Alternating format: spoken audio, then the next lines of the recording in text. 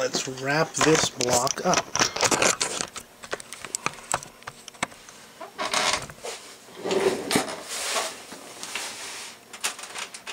Oh.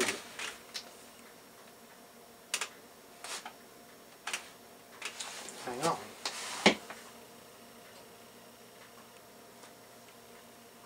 There we go. Small technical difficulties are no match for us. This is Block 7, Notes number 4, the Mexican War. Alright, so let's just go back at the beginning to our look at the war for Texan independence. Texas had won its independence from Mexico in 1836 and had attempted to join the United States. But because of the division of the United States between North and South, the Treaty of Annexation had failed in the United States Senate, mostly because annexation of Texas would have meant an extra slave state in the United States. By 1844, 8 years later, in the election of 1844, James K. Polk made the annexation of Texas a campaign issue, and he promised when he was elected, or on the campaign trail, he promised if he was elected, he would work to annex Texas. Polk won the election, and because Polk won the election, President Tyler, who favored annexation himself, moved to complete the annexation even before Polk became president. So he asked the Congress to annex Texas by joint resolution, which would avoid the need of a treaty, which required 2/3. A joint resolution would pass with only 50% of the vote. During Tyler's lame duck period, in February of 1845, the United States Congress annexed Mexico. And Mexico became American territory. Now, this is going to really anger, do I keep saying Mexico? Texas became American territory. Maybe it's the X. In 1845, Texas was annexed and became American territory. That, of course, angers Mexico. Now, Mexico had lost, had been unable to prevent Texas from becoming its own independent nation, and it never really tried to reconquer the area, but it never legally, Mexico never legally considered Texas to be an independent country.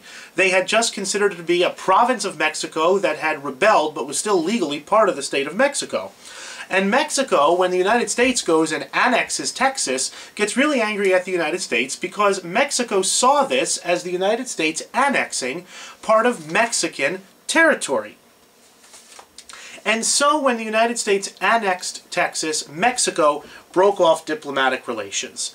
And in the world of diplomacy and diplomatic relations, when you break diplomatic relations off, that is a big, that's usually the last step before war. What that means is Mexico told its ambassador in the United States to come home because Mexico was not going to be talking to the United States anymore. That an ambassador is the official way one country talked to another back then, and when Mexico recalled its ambassador, it cut off its diplomatic relations. That said, we have nothing to even talk to you about because we are so angry that we are even beyond talking. The United States did not like the fact that Mexico had severed its diplomatic relations, but it certainly was not going to take that and let that stop them. So in December of 1845, Texas became a state. And so the United States and Mexico drifted in anger towards war. And the causes of the war were many, really. Many small, and just one kind of overriding cause. First of all, the United States was bigger and stronger than Mexico, and it felt that it could pick a fight with the Mexicans and win it.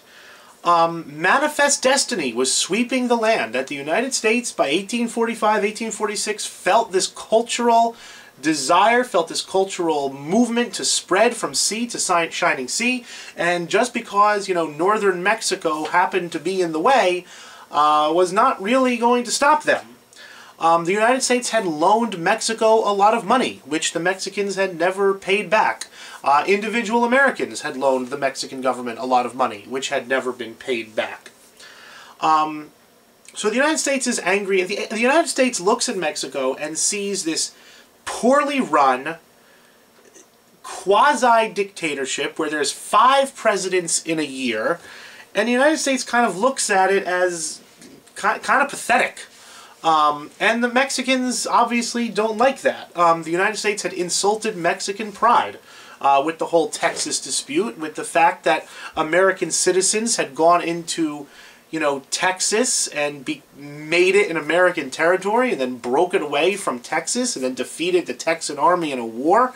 The Mexicans had wounded pride, and wounded pride between countries is never really a good thing. But the direct cause of the war was a border dispute. Let's take a look at that. Okay, on your notes and here on the map. The direct cause of the war, letter D, was a dispute among borders. The question was, where did Texas end and where did Mexico begin? And that meant, where did the United States end and where did Mexico begin?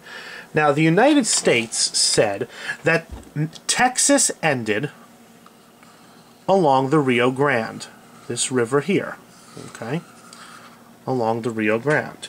Mexico's position was that Texas ended at the Nueces River, here. So Mexico was kind of willing to admit that this shaded region here was Texas and therefore American territory. America said, the Rio Grande is the border, and this entire purpley area right here, this is Texas, and because that is Texas, that is also the United States.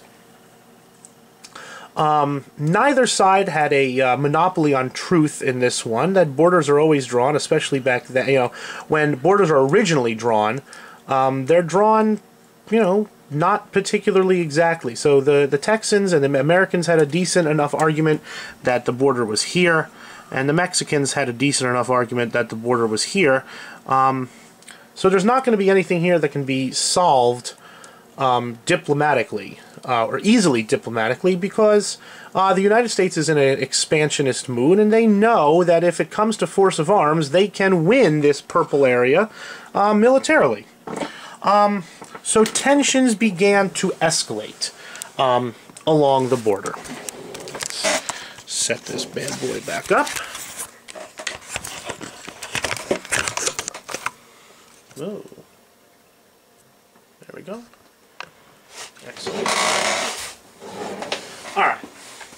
So we have this border dispute between the two rivers, and tensions began to escalate. President Polk, in July of 1845, ordered General Zachary Taylor to defend the border of the United States. And according, of course, to President Polk and General Taylor, the border of the United States is here, is along the Rio Grande. General Taylor advances with about 1,500 troops over the Nueces River. But he does not go all the way to the Rio Grande. He does not wish to provoke the Mexicans. That Taylor says there might be a diplomatic solution to this. Excuse me. He did not wish to create a war. He wanted to kind of use the army to kind of let Mexico know that the United States was serious. President Polk agreed with this decision by Taylor because Polk was sending a diplomatic mission to Mexico in the hope that the United States could get what it wanted, this purple territory here, without having to shed blood for it. And that became known as the Slidell Mission. President Polk sent his diplomatic mission, sent a man by the name of John Slidell, whose name's going to come back up during the Civil War. He sent a diplomat by the name of John Slidell on a secret mission to Mexico to try to win the disputed land via negotiation. So what the United States wanted, obviously, was the Rio Grande as the border and all of this land. Slidell came with an offer to Mexico of two things. One, the United States would cancel the Mexican debt. That the money that the Mexicans owed to the United States would be canceled out and it would be zero. And they would also provide a gift of $30 million to buy this area and California, and New Mexico. So no debt, 30 million bucks for land that is not heavily inhabited by any Mexicans at all. And that's Slidell's offer. The government that Slidell was negotiating with collapsed in a coup d'etat. And a wave of anti-American feeling in Mexico overthrew the government, and the President Valencia, was replaced by Mariano Paredes. And Paredes had no backing for compromise. Paredes had no popular feeling for compromise. So the new President Paredes, took a very hard line. He reaffirmed that the Nueces River was the border. He said that the Republic of Texas in and of itself was illegal. And because the Republic of Texas was an illegal entity, not only, he started here, and then he said that the whole thing was Mexican. That everything that had happened from 1836 was canceled and illegal, and that all of Texas, including the area on the northeast side of the Nueces River, was Mexican territory. And because of that, the United States had made a state out of Mexican territory. And the next time Slidell was around, the new government of Mexico refused to meet with him. Slidell returned to Washington with the following advice for President Polk. He said the Mexicans they were in no mood to negotiate, and they needed to be chastised a little bit. That the United States had to, use a little force, kick a little ass to get what they wanted. President Polk, his conscience is clear. He says, we have tried diplomacy, the United States is in the right, we have tried to negotiate, we have tried to compromise, now we are going to advance our cause by force of arms. So he ordered General Taylor to march with his army that had reached 4,000 men to the Rio Grande. Remember, he believes this is American territory.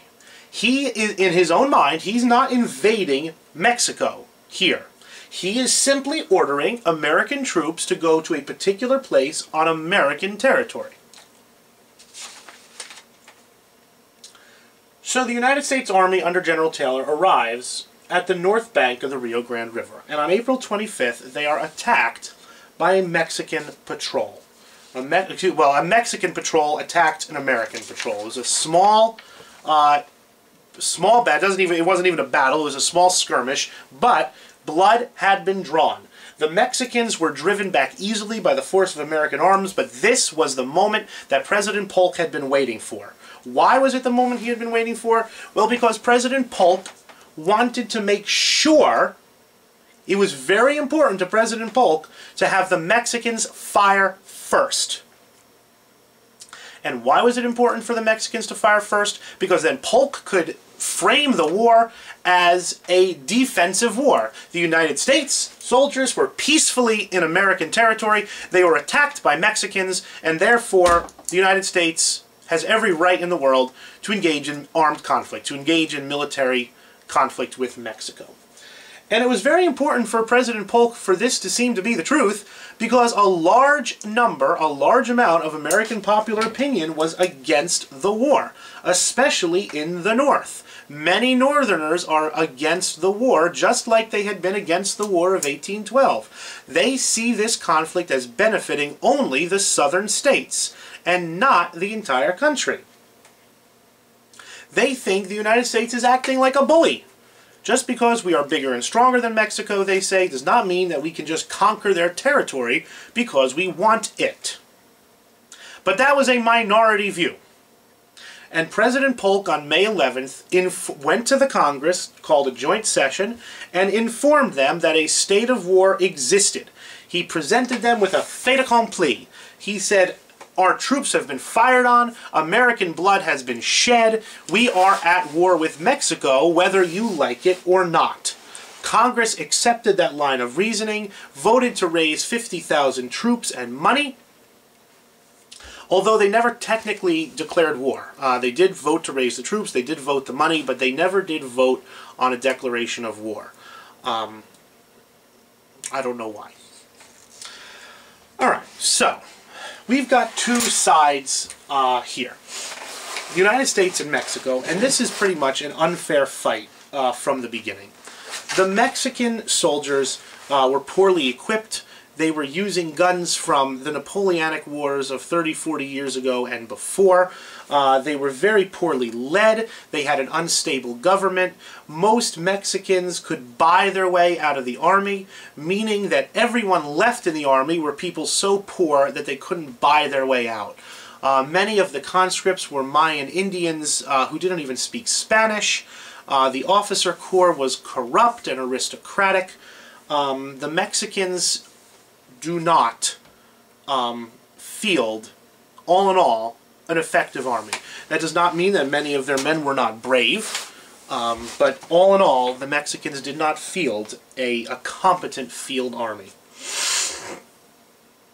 On the other hand, the United States did, and that if you remember, the last time we talked about kind of military conflict with the United States was the War of 1812, when we said that the American Army of 1812 was a disaster, poorly led, poorly equipped, poorly ran, poorly supplied.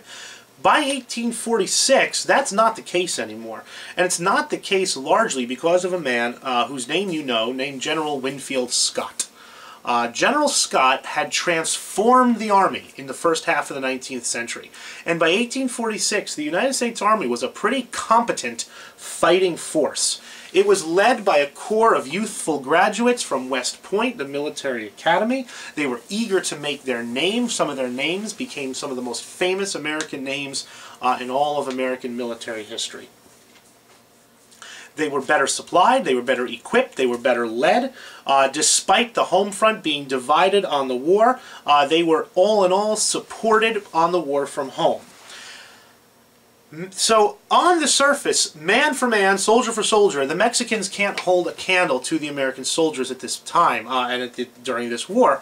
But the Mexicans could play defense, which is always easier on an army. It was the Americans that were going to have to invade Mexico. And they did. The course of the war.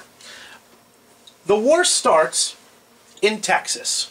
And at the Battle of Palo Alto, General Taylor and 2,300 Americans defeated a Mexican force of greater than twice their size. A battle at Resaca de la Palma followed the next day after that first battle, and Taylor pursued and defeated a force of 7,500 Mexicans with only 1,700 American troops. Less than 1 week after the fighting had begun,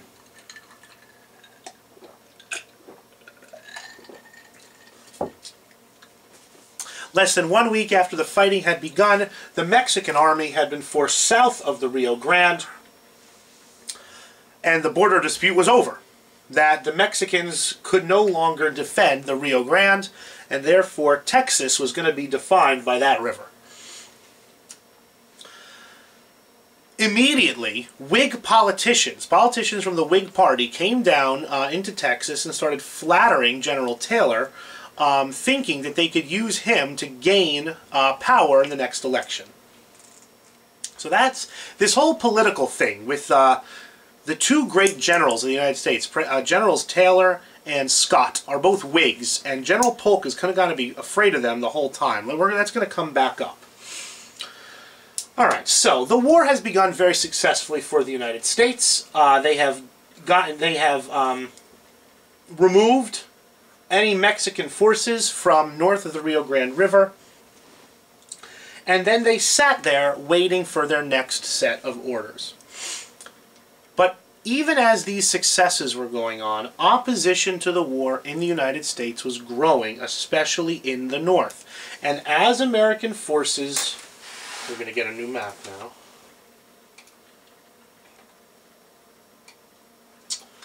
Mexican War. That looks like a pretty good one. Copy. Oh, hope it's big enough. Nope. No good.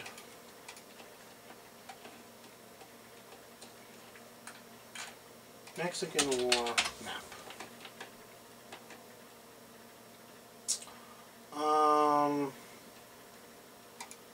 That one looks alright. I think this is the one in your book. Yes, it is. Or in your notes. Alright. There we go. We're going to cut that off for now. Alright. As American forces press into Mexico, opposition to the war grows. Many Northerners fear that the United States is going to conquer more and more of Mexico and turn those into slave states. Many people believed that President Polk had misled the United States and had brought the United States into a war that it had no business fighting. Many of them felt that the United States was acting the bully and was attacking a free republic, the Republic of Mexico. One of those people who claimed that the Mexican War was immoral from the start was an obscure first-term congressman from Illinois by the name of Abraham Lincoln. He says that the war was launched to help the slave power and that it was unjust from the beginning. So Polk is dealing with, problems at home. He is dealing with the fact that the Whigs are using any problem with the war to attack his administration. So Polk knows that the United States needs to move fast in this war.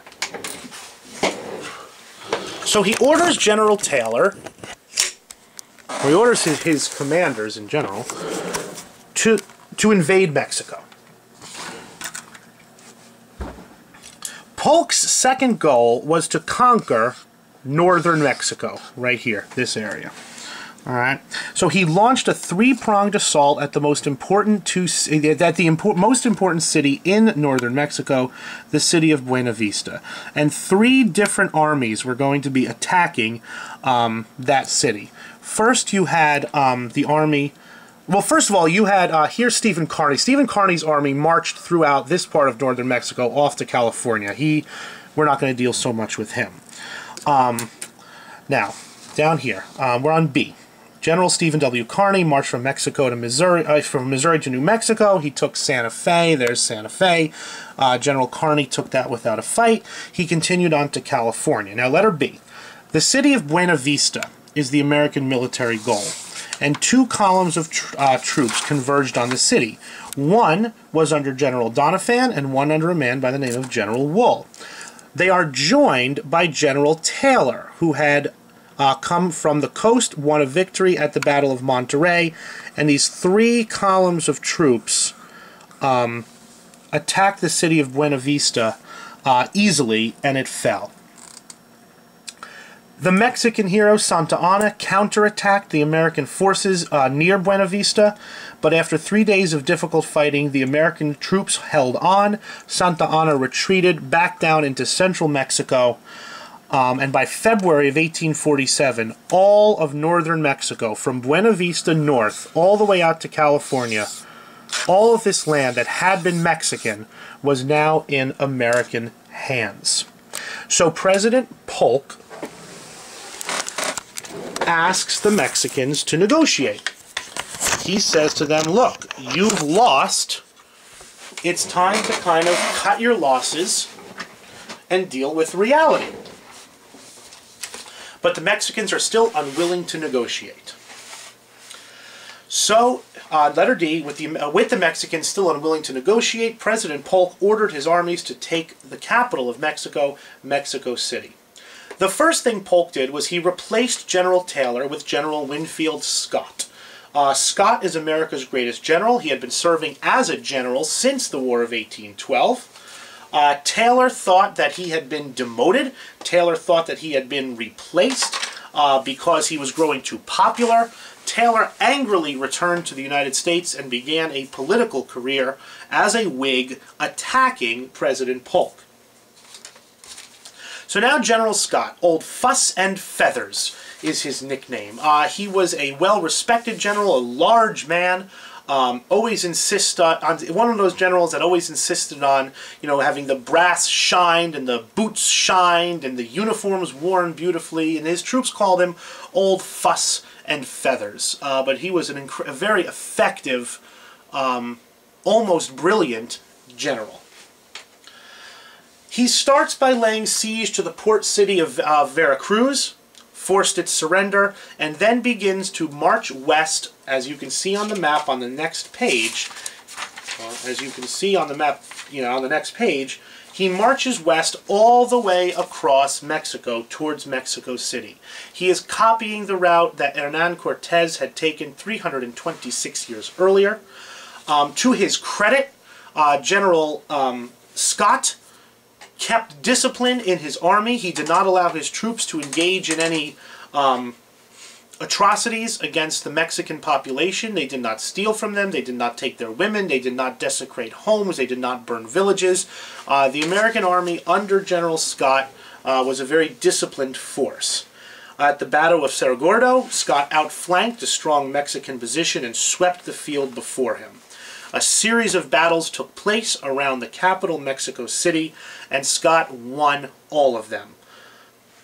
He was outnumbered the whole time. From the time he started at Veracruz all the way across Mexico, he was never in a battle where he outnumbered the Mexican forces arrayed against him, but he won all of them. One battle deserves special mention, and that's number 5. Or 5A, the Battle of Chapultepec. Chapultepec deserves special discussion because it has some really cool things on both sides of this war, on the Mexican side and on the American side. Chapultepec was a giant castle, an imposing fortress that commanded the western approaches to Mexico City. In order to storm this castle, General Scott handpicked 500 Americans to do it. And the names of those Americans would become famous less than 15 years later. Colonel Robert E. Lee, Chief Engineer. Colonel Joseph E. Johnston. Those two would be some of the greatest generals of the South. Lieutenant P.G.T. Beauregard. He would fire the first shots on Fort Sumter that began the Civil War. Lieutenant Ulysses S. Grant would become the commander of the American armies during the Civil War and eventually President of the United States. Lieutenant Thomas Jackson, perhaps the greatest strategist, tactician of the Civil War, and Lieutenant George Pickett, who would become immortalized, Pickett's charge, at the climax of the Battle of Gettysburg. All of these men and many more would go on to fame and glory in the United States Civil War. This was like a proving ground for these men. 400 Mexicans defended this castle, including the cadets, the young cadets of the Mexican Military Academy, which at the time was in the castle. The Americans stormed the walls, and the battle had won, and the Mexicans had given a final order to retreat so they would not be cut down by the superior American forces after they had breached the walls. And there's, you can see the picture, Robert E. Lee leading his men over the walls. When that final order to retreat came, 6 of Mexico's cadets, aged 13 to 19, refused to retreat and refused to surrender. 5 of the 6 were killed by the advancing Americans, and then, according to legend, a 6th by the name of Juan Escutia wrapped himself in the Mexican flag and, instead of surrendering, jumped off the parapet to his death. Those 6 became national heroes in Mexico, not only then, but to this very day. Modern historians say it's a myth, but that's too bad, because stories like that is what creates a culture of a nation. And if it's not true, it should be true. President Eisenhower in the 1950s went to Mexico City on a diplomatic visit, and while he was there, he paid his respects to the monument that was set up to these 6 cadets.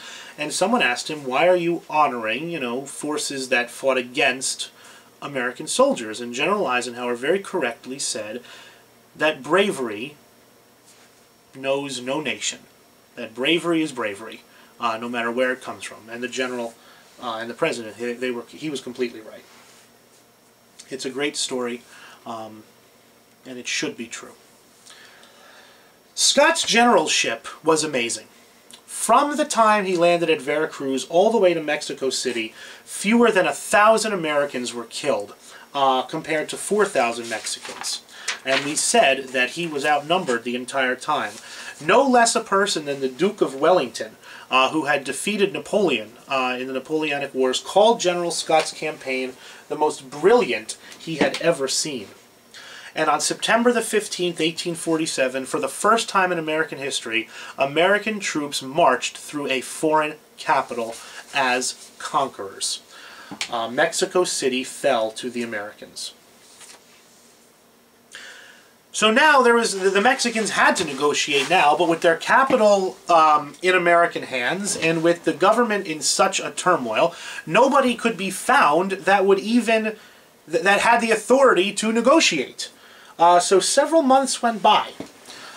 President Polk did not want the generals there, did not want General Scott, who was a Whig, did not want General Scott doing the negotiating, so he sent a diplomat by the name of Nicholas P. Trist to Mexico City. And at first, Trist and Scott did not get along. But Trist, it is one of those funny little stories, Trist got sick, and Scott sent him some, homemade marmalade, and then after that, the two of them were great friends. Both of them wanted the war to end. The war was getting very expensive. The opposition to the war was growing, that the Americans were kind of sitting there in Mexico City, not knowing really what to do next. So Scott and Trist worked together to end the war. And they did so in early 1848. The treaty was written by February. And the treaty is known, number 9, as the Treaty of Guadalupe Hidalgo. Or Guadalupe Hidalgo, there's my Spanish again. Guadalupe Hidalgo was the treaty that was written to end the Mexican War. Aspects of the treaty. Number 1, Mexico accepted the Rio Grande as the border between it and the United States. New Mexico and Upper California were to become American territory, and the United States would pay Mexico $15 million. So let's just have a quick look. Land, Mexican Cession is what it's called. That is a chunk of land right there. Copy. Basically, what the United States got out of this war was territory. A lot of territory. That Mexico had to accept the border of Texas as being at the Rio Grande, and then all of Upper California, what we just know as California, and all of this land in white here that had been the northern reaches of Mexico became American territory. In exchange for all of that, the United States gave Mexico $15 million.